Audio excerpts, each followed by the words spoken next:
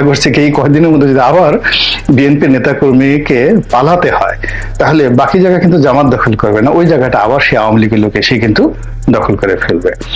এবং এতে কোনো সন্দেহ নাই। তো এইরকম যদি পুরো ঢাকার চারিদিকটি বিএনপিকে এইভাবে মাঠ থেকে সরিয়ে দেওয়া যায়, এবং সেই জায়গাটা যদি আবার স্থিতি অবস্থায় এসে আওয়ামী লীগের লোকজন আসে এবং আওয়ামী লীগ লোকজন চাঁদা কালেকশন করে যদি জায়গা মতো যারা ঘুষ খায়, দুর্নীতি করে, বা নতুন রাজনৈতিক নেতৃত্ব যাদের হাতে, তাদের হাতে যদি সেভাবে পৌঁছে দেওয়া যায়, তাহলে আপনি বুঝতে পারেন যে বিএনপির জন্য এটা কত বড় চ্যালেঞ্জ হয়ে দাঁড়াবে।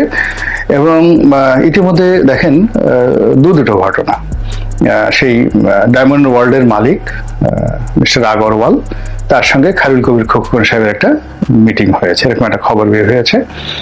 তো এটা নিয়ে এতটা তোলপাড় হয়েছে যার কারণে তাকে শোকজ করা হয়েছে। খায়রুল কবির খোকন বিএনপির মধ্যে অন্যতম প্রমিজিং একজন নেতা, ভদ্রলোক, এবং বিএনপির অনেকের বিরুদ্ধে অনেক দুর্নীতির অভিযোগ রয়েছেন, কিন্তু এই ভদ্রলোকের ভদ্রতা, নম্রতা এবং তার যে গ্রহণযোগ্যতা, এটি বিএনপির ফ্রেশম্যান বা ক্লিন ইমেজের যে সকল নেতা রয়েছেন তাদের মধ্যে শীর্ষস্থানীয়।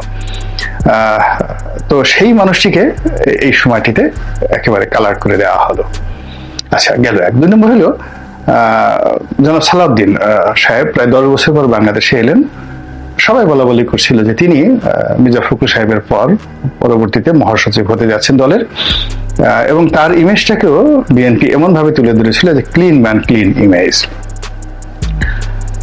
লেখাপড়া জানা, এবং তিনি বিশেষ করে ম্যাজিস্ট্রেট ছিলেন, সাবেক মন্ত্রী ছিলেন, ভালো কথা বলেন, এবং তার লেখাপড়ার মান, আপনারা যারা সালাউদ্দিন সাহেবের সঙ্গে কথা বলেছেন, তিনি বক্তব্য কিভাবে দেন বা টকশোতে কিভাবে বলেন, ডাজ নট ম্যাটার, কিন্তু 1 to 1 আপনি দেখবেন তার জ্ঞানের বহর, লেখাপড়ার বহর অনেক অনেক উচ্চস্তরের। ডক্টর মঈন খানদের পর্যায়ের লেখাপড়া জানা মানুষ।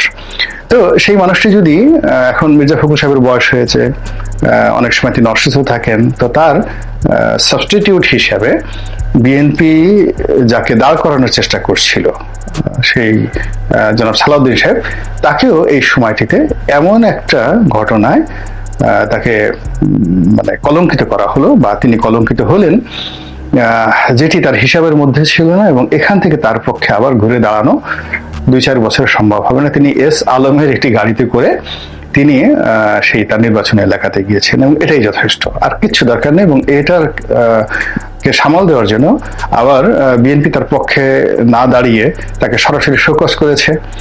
আলটিমেটলি সালাউদ্দিন সাহেব একা হয়ে গেছেন, এবং এই কাজ করে বিএনপির কোনো লাভ হবে না।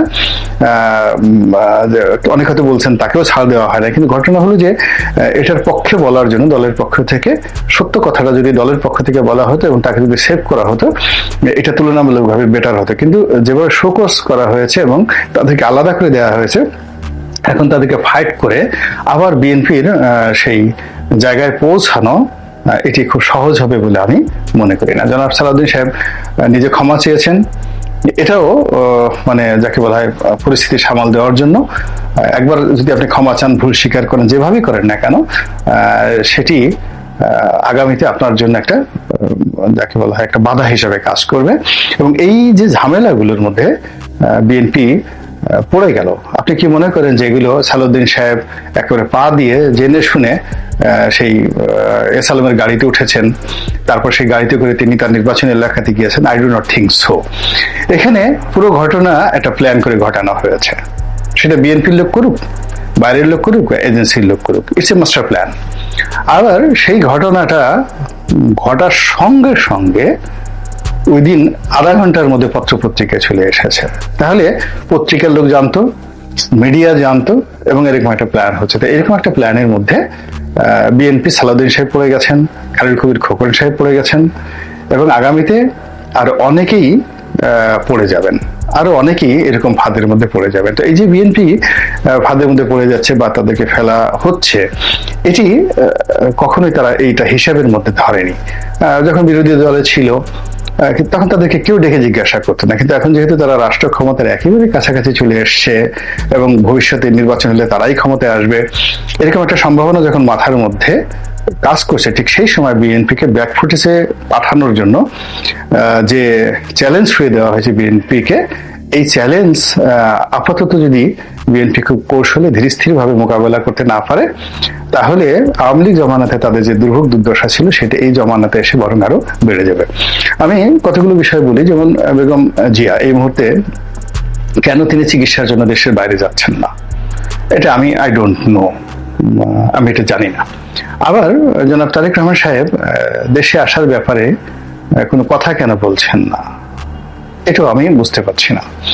আবার বিএনপির যে মামলা মোকদ্দমাগুলো রয়েছে, তারেক রহমান থেকে সাহেব থেকে শুরু করে অন্যান্য যে মামলা মোকদ্দমাগুলো রয়েছে, এইগুলোর ব্যাপারে বিএনপি কেন হার্ড লাইনে গিয়ে এই মামলা মোকদ্দমাগুলো প্রত্যাহার করার ব্যাপারে, একটা দুটো নয়, সমস্ত মামলাগুলো পাইকারি হারে প্রত্যাহার করার ব্যাপারে কেন তারা দাবিনামা পেশ করছে না? এখানে আপনি দেখুন, ডক্টর মোহাম্মদ ইউনূসের বিরুদ্ধে যে মামলাগুলো ছিল সেগুলো তো প্রত্যাহার করা হয়ে গেছে, ডিসমিস হয়ে গেছে।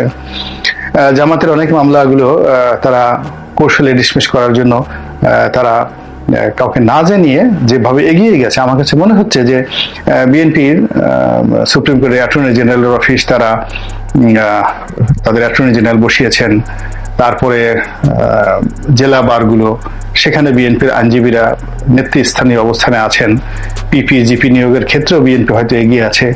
কিন্তু মূল ব্যাপার হলো এই যে 50 লক্ষ মামলার কথা বলা হয়েছিল, এই 50 লক্ষ মামলাকে যদি 15 দিনের মধ্যে ক্লিয়ার করা না যায়, আর 1 মাসের মধ্যে যদি তারেক রহমান সাহেবকে দেশে না আনা যায়, তাহলে সেক্ষেত্রে বিএনপির যে এই মুহূর্তে চ্যালেঞ্জ রয়েছে, রাজনৈতিক চ্যালেঞ্জ রয়েছে, সেই চ্যালেঞ্জ মোকাবেলা করা তার জন্য খুবই টাফ হয়ে যাবে। বোঝার চেষ্টা করুন, যদি তারেক রহমান সাহেব দেশে আসেন এবং তিনি যদি মুভ করেন, তাহলে এখন জামাত যেভাবে ফ্রিলি মুভ করছে, জামাতের আমির এর ছবি যেভাবে আসছে, এই একটা ছবিও মানে ফার্স্ট পেজে, ফ্রন্ট পেজে আসবে না। এর কারণ হলো যখনই তারেক রহমান সাহেব কোনো একটা জেলাতে যাচ্ছেন, সেখানে লক্ষ লোকের সমাবেশ হবে।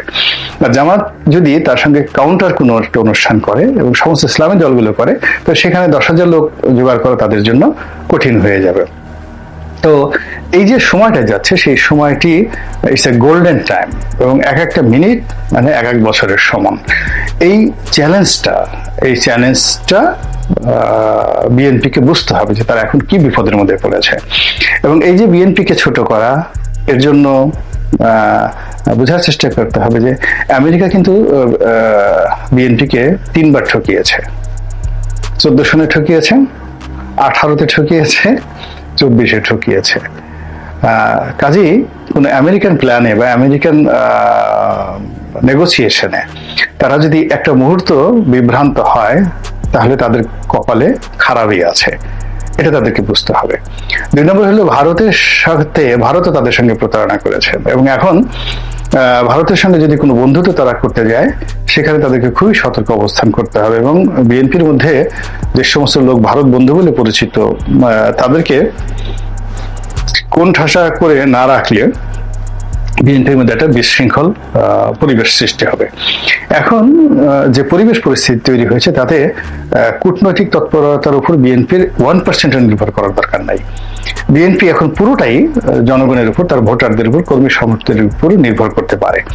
কোন রকম বিদেশি সাহায্য সহযোগিতা দরকার নেই, কোন রকম অ্যাডমিনিস্ট্রেটিভ সাহায্য তাদের এই মুহূর্তে দরকার নাই।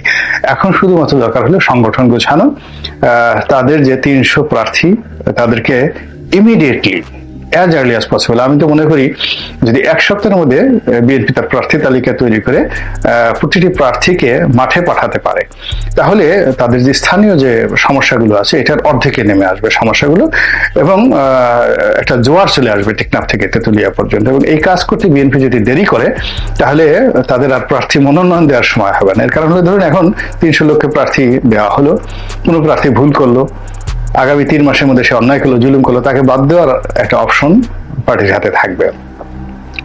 কিন্তু যদি শেষ মুহূর্তে প্রার্থী দেওয়া হয় এবং সেই প্রার্থী যদি যোগ্য না হয়, মাঠে জনপ্রিয় না হয়, সে যদি মাঠ নিয়ন্ত্রণ করতে না পারে, তাহলে বিএনপির কাছে কিন্তু কোনো বিকল্প অপশন থাকবে না। কাজেই বিএনপির কাছে তো রেডি করাই আছে, কারা কারা আগামীতে ইলেকশন করবেন, দিবেন। এককভাবে 300 প্রার্থী তারা যদি ডিক্লেয়ার করে দেয় এবং সেই প্রার্থীদের সঙ্গে জনাব তারেক রহমান সাহেব যদি একান্ত বৈঠক করেন, বৈঠক করে কন্ডিশন দেন যে এই কন্ডিশনে তোমরা এইভাবে কাজ করবে, তো সেটা বিএনপির জন্য এই যে বর্তমান যে পরিস্থিতি, সেই পরিস্থিতি মোকাবেলা করার জন্য সবচেয়ে বড় টনিক হিসেবে কাজ করবে বলে আমি মনে করি। আল্লাহ আমাদের সবাইকে হেদায়েত দান করুন এবং হেফাজত করুন। আসসালামু আলাইকুম ওয়া রাহমাতুল্লাহি ওয়া বারাকাতুহু।